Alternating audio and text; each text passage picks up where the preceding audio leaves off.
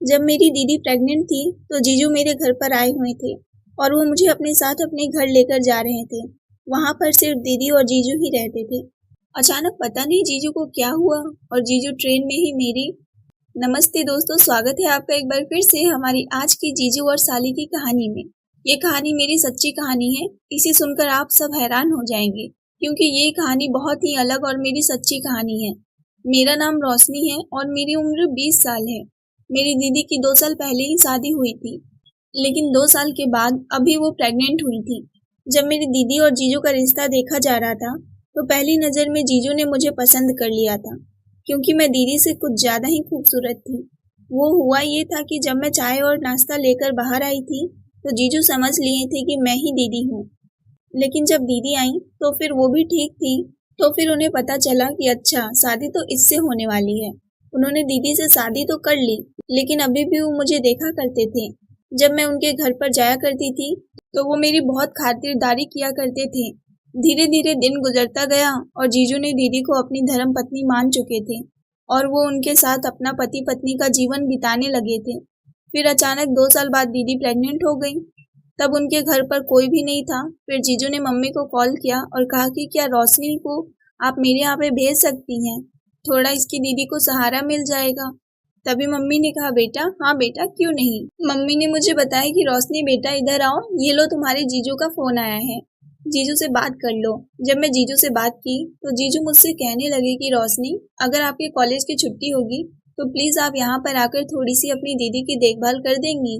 मैं बोली हाँ बिल्कुल, ये भी कोई कहने वाली बात है क्या।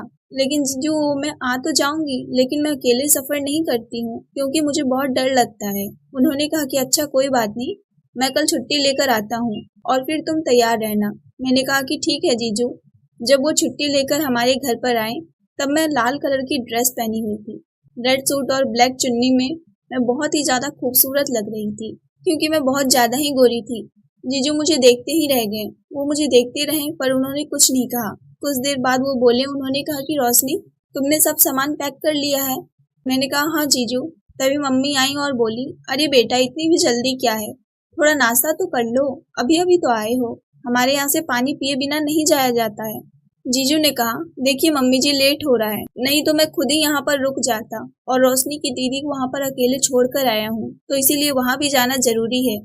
मम्मी ने कहा अच्छा ठीक है, नाश्ता नहीं करोगे तो पानी ही पी लो। मम्मी पानी और मिठाई लेकर आई। उन्होंने हम दोनों को खिलाया और फिर हम दोनों को आशीर्वाद देकर वहाँ से विदा कर दिया और मुझे समझाया कि रोशनी बेटा, अच्छे से रहना और दीदी की देखभाल करना। तभी जीजू बोले, अरे मम्मी जी, रोशनी खुद ही समझदार है, सब बात को अच्छे से समझ जाती है, तभी तो उनको बोला हूँ कि आकर थोड़ा यहाँ भी संभाल दे। मम्मी ने कहा हाँ बिल्कुल, क्यों नहीं। फिर उसके बाद मैं जीजू के साथ में चली गई। जब मैं स्टेशन पर पहुंची तब जीजू रुक गए और उन्होंने कहा कि अभी ट्रेन आने में थोड़ा टाइम लगेगा, इसीलिए तुम थोड़ा इंतजार करो, मैं कुछ खाने पीने की सामान लेकर आता हूँ। जीजू स्टेशन से थोड़ा आगे कुछ फल और चिप्स, कोल्ड ड्रिंक लेते आए जिसे हम ट्रेन में खाएंगे। मैं बोली, जीजू इतना सब लेने की क्या जरूरत थी, हम ट्रेन में ऑर्डर कर लेते। लेकिन जीजू ने कहा ट्रेन की चीज खराब होती है, इसीलिए मैं बाहर से लेता हूँ। मेरे जीजू ट्रेन में लोको पायलट थे तो उन्हें पता था कि ट्रेन में जो कल की चीज रहती है वही सब गर्म करके खाने में ऑर्डर दे देते हैं। तो फिर उन्होंने कहा इसीलिए जब भी मैं अपनी ड्यूटी पर जाता हूँ तो खुद ही लंच लेकर जाता हूँ। मैंने कहा अच्छा ठीक है। फिर हमने एक बोतल पानी भी लिया और तभी बातों ही बातों में हम लोग की ट्रेन आने वाली थी। जब ट्रेन आया तो हम लोग बैठे। भीड़ इतनी थी कि पता ही नहीं चल रहा था ये एसी वाला डब्बा है या फिर स्लीपर वाला। अगले स्टेशन पर टीटी आया और फिर जितनी भी लोग बिना टिकट के थे वो सब उतर गए। तभी हम लोग अपने अपनी सीट पर बैठे थे। तभी एक आंटी जो प्रेग्नेंट थी और उनका लास्ट महीना चल रहा था, उन्हें सीट ऊपर मिल गया था जबकि जीजू का सीट नीचे वाला था। उन्होंने मेरे जीजू से रिक्वेस्ट किया कि क्या आप प्लीज ऊपर चले जाएंगे, मुझे ऊपर चढ़ने में थोड़ी तकलीफ होगी। अब जीजू तो ये तकलीफ अच्छे से समझ सकते थे क्योंकि दीदी भी खुद प्रेग्नेंट थी, इसीलिए उन्होंने कहा हाँ जी बिल्कुल, मैं ऊपर चला जाता हूँ। जीजू ने कहा रोशनी थोड़ा साइड हो ना। जब मैं साइड हुई तो वो मेरे पास आकर बैठ गए। फिर उन्होंने मुझसे कहा कि थोड़ी देर में जब नींद आएगी तो मैं सो जाऊंगा, अभी बैठकर लूडो खेल लेते हैं। उन्होंने मेरे साथ लूडो खेला और फिर उन्होंने शर्त भी रखा कि अगर मैं हार जाऊंगी तो मुझे कुछ करना पड़ेगा। मैंने कहा हाँ बिल्कुल, मैं करने के लिए तैयार हूँ, लेकिन आप हार गए तो जीजू ने कहा तो फिर मैं कर दूंगा जो तुम बोलोगी। फिर हम लोग लूडो खेले और फिर मैं हार गई। फिर जीजू ने कहा याद है ना, तुम्हें मैं जो कहूँगा वो तुम्हें करना पड़ेगा। मैंने कहा मुझे सब याद है। और फिर मुझे नींद आने लगी, मैं सोने लगी। तो फिर जीजू ने कहा ठीक है तुम सो जाओ, मैं दूसरी सीट पर जाकर सो जाता हूँ, जो कि उस औरत की सीट थी। फिर हम लोग सोते सोते सुबह में जीजू के घर पहुंच गए थे। जैसे ही हम लोग घर में गए तो मैंने दीदी को नमस्ते किया। दीदी ने मुझे गले से लगाया और फिर कहा कि रोशनी, मुझे पता था कि तुम जरूर आओगी। मैंने कहा कि हाँ दीदी, आप मेरी बहन हो, मैं क्यों ना आऊंगी। जब मैं छोटी थी आप मेरी कितनी देखभाल की थी, क्या मेरा फर्ज नहीं है कि मैं आपकी देखभाल करूं। जीजू मेरी तरफ देखकर मुस्कुरा दिए और फिर बोले कि रोशनी बहुत अच्छी लड़की है। जब जीजू मेरी तारीफ कर रहे थे तो वो धीमे धीमे मुस्कुरा रहे थे। मैं समझ नहीं पा रही थी कि जीजू मुझे क्या कहना चाह रहे हैं।